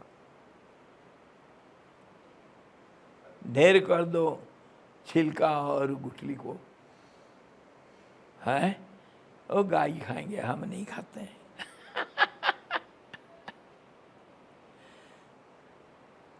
समझो का नहीं? आत्मा ही सबके अंदर रस रूप में, आत्मरूपता का अवलोकन ही उपाय है। इस आशय से सृष्टि का आरंभ से ही सृष्टि और आत्मा की अभिन्न सत्ता बतलाते हैं। अरे लेना है तो हमको आम का छिलका के साथ, गुठली के साथ, ये दोनों एक ही रूप है। संसार में रहना है, जो पूछ रहे थे कैसा रहना है, संसार में रहना कल भी विचार किए थे, अनासक्त होकर रहना। अनासक्ति मतलब छिलका और गुठली को फेंक देना। नहीं नहीं, ये छिलका रखूंगा, पैसा दिया हूँ। वो जन्म में भी छिलका था, गुठली था, मैं नहीं उसको फेंकूंगा। ऐसा कोई नहीं करता है, ये मूर्खता है। पैसा दिए हो, हाँ जी। तो संसार जब ये दोनों एक ही जगह पर मिलता है, एक ही रूप में मिलता है। जब आम लाया था गुठली और छिलका के साथ लाया था, खाते वक्त रस पिया। तो ऐसे ही संसार में जब आए सृष्टि क्रम को देखते हैं तो नाम रूप के साथ ही परमात्मा को देखते हैं हम। नाम रूप को अलग कर दो, बाकी रह जाएगा जो, वो सारे नाम रूपों के अंदर एक ही सत्ता है, वो रस है। उसमें एकता को देखो, अनेकता को छोड़ दो, यही विचार करो। विचार करने से इष्ट पता चल जाएगा। इतने ही तो विचार करना कोई बच्चा भी कर सकता है। मुझे रस चाहिए, मुझे गुठली और छिलका नहीं चाहिए, कौन नहीं कहेगा, एक छोटा सा बच्चा भी कह देगा। हाँ, आप तो पढ़े लिखे और क्या क्या साधक हैं सब, कितने शास्त्र पढ़ लिखे, कोई ठिकाना नहीं। आपके लिए क्या तकलीफ हो रहा है? राम मैं इतना सुना दिया हूँ तुमको, हैं, और सारे प्रकरण सुना दिया हूँ, ये निर्वाण प्रकरण आखिर है। पहला भाग भी पूरा कर चुके हैं, फिर भी समझ में नहीं आ रहा है? इष्ट कौन है, कैसे प्राप्त करते हैं? इसको फिर कल देखेंगे।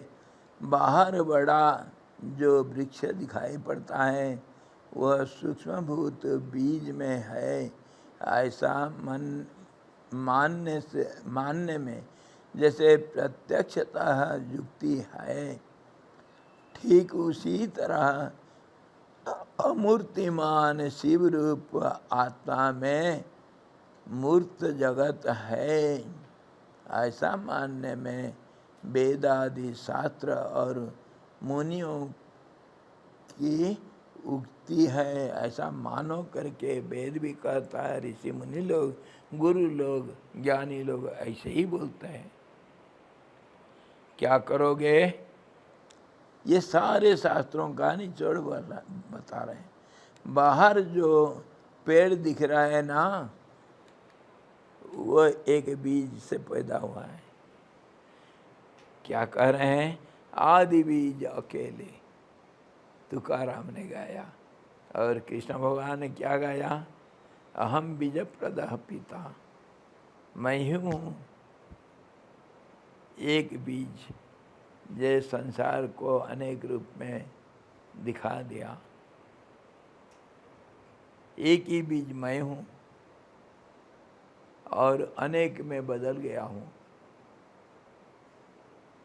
और उसी को प्रमाण करने के लिए 10वें अध्याय में देखो कैसे भगवान, इसमें नदियों में मैं गंगा हूँ, पहाड़ों में मैं हिमालय हूँ, और शस्त्रधारियों के अंदर राम हूँ, क्या क्या नहीं बोल दिए। सबके अंदर मैं हूँ और मैं सबका बीज रूप हूँ। तो बीज और पेड़ में कोई अंतर है क्या? अगर पेड़ को बताते हो, कितने बार हम विचार कर लिए, ये कौन सा पेड़ है भाई? ना ये आम का पेड़ है, नहीं वो तो कटहल का है। बीज का तो नाम लेना पड़ता है, नहीं तो पेड़ को नहीं पहचान पाओगे। तो संसार को भगवान का संसार क्यों नहीं कहते हो? आदि बीज का नाम क्यों नहीं लेते हो? उसका नाम लो। तब फिर पेड़ पता चलेगा ये पीपल नाम का संसार वृक्ष है, जिसका फैलाव तो नीचे है, इसका बीज और ये सारे जो जड़ है वो ऊपर है। वो एक ही बीज से ये संसार पेड़ बना है। पेड़ को जब देखते हो तो विचार करो ये कौन सा बीज का है। संसार को जब देखते हो इसका जड़ कहाँ है, देखो विचार करो। और वही है इष्ट। और उसको कैसे ग्रहण करोगे? हो गया ग्रहण, और क्या करोगे? बीज मिल गया तो नाम मिल गया, तो नाम से बीज, बीज से नाम, पेड़ का दोनों उत्तप्रत है। ये एक ही चीज का नाम है। जिसको पेड़ कहते हैं उसी को बीज कहते हैं। अलग अलग नहीं है। अलग अलग देखना छोड़ दो और एक को देखो, बीज को देखो, तब फिर तुमको मिलेगा इकाई जो अखंड आनंद मिलेगा।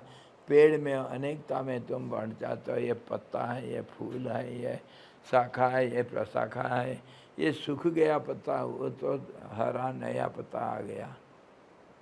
ये पेड़, ये पत्ता सूख करके गिर रहा है, वो नया पत्ता आ रहा है। जैसे धर्मशाला में कोई आ करके बिस्तरा बिछा रहा है और कोई तो बिस्तरा बांध करके जा रहा है। ऐसा ही है संसार। तो इसका जड़ को पकड़ो, ये विचार करके इसका मूल को देखो, और यही विचार करके वो सबका इष्ट है।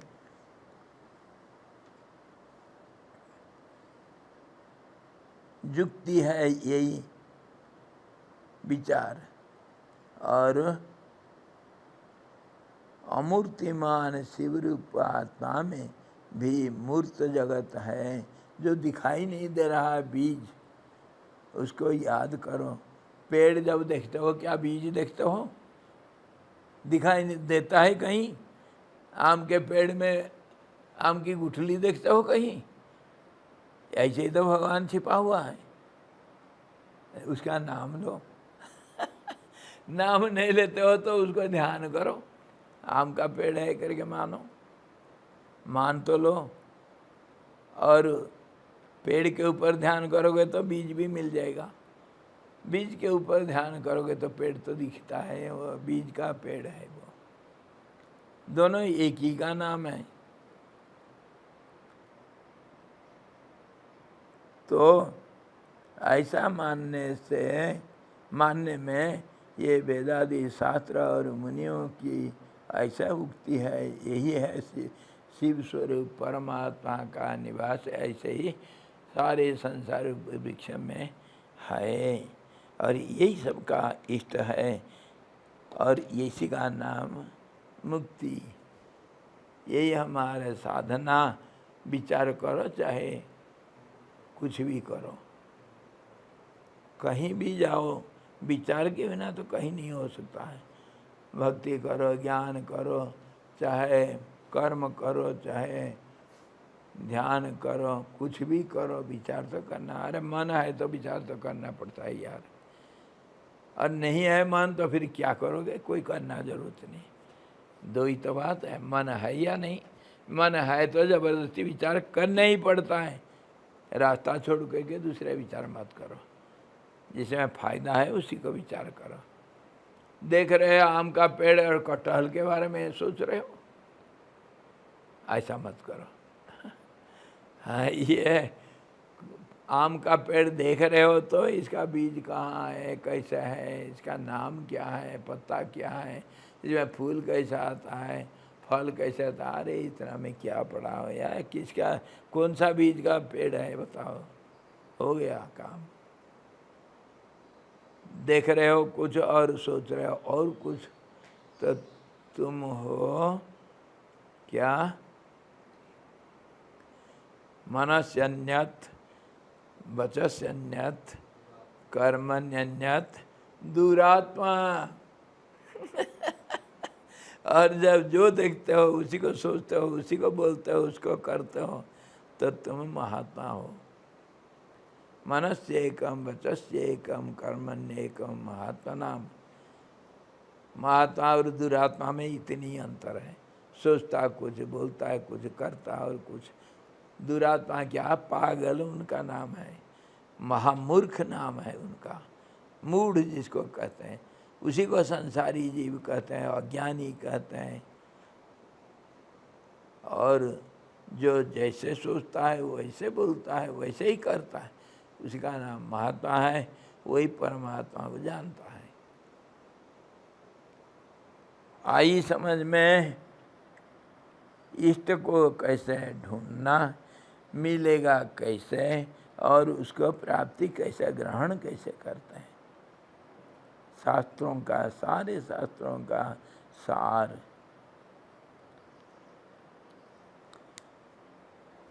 इतना तक भी साफ साफ बता दिए। फिर कल देखते हैं आगे। हरि ओम। पूर्णमदः पूर्णमिदं पूर्णात् पूर्णमुदच्यते पूर्णस्य पूर्णमादाय पूर्णमेवावशिष्यते। ओम शांति शांति शांति। सद्गुरु भगवान की जय। सच्चिदानंद भगवान की जय। शब्द ब्रह्म की जय। सरस्वती महारानी की जय। जोग वशिष्ठ जी भगवान की जय।